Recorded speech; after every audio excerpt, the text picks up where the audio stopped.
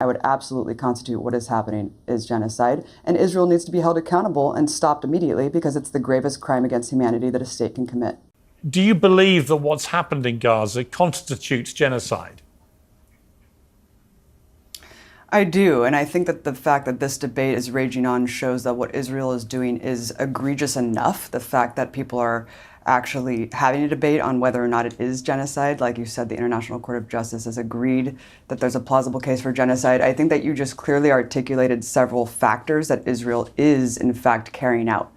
The mental bodily harm and carrying about conditions to destroy a group of people. Clearly, the complete siege on Gaza, the elimination or the prevention, rather, of water, food, electricity, the prevention of aid, widespread preventable illnesses, killing people. Now we see 2 million people on the brink of starvation. Clearly, these are all intended to destroy a group of people. When you compound that with the indiscriminate bombing in the most densely populated places on Earth, I would absolutely constitute that as genocidal killing. And then peers compound that with the fact that there's genocidal intent. This is usually one of the hardest things to prove in a case of genocide.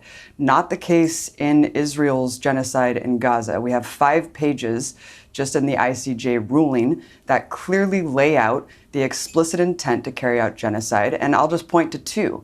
The Israeli president, who said shortly after October 7th that no civilian in Gaza is innocent, and that they should have overthrown Hamas. And because they didn't, they are essentially worth killing. And then you have the defense minister shortly after October 7th that these are human animals and we need to act accordingly, as he announced the complete siege of Gaza. So taking all that into account, I would absolutely constitute what is happening is genocide, and Israel needs to be held accountable and stopped immediately because it's the gravest crime against humanity that a state can commit.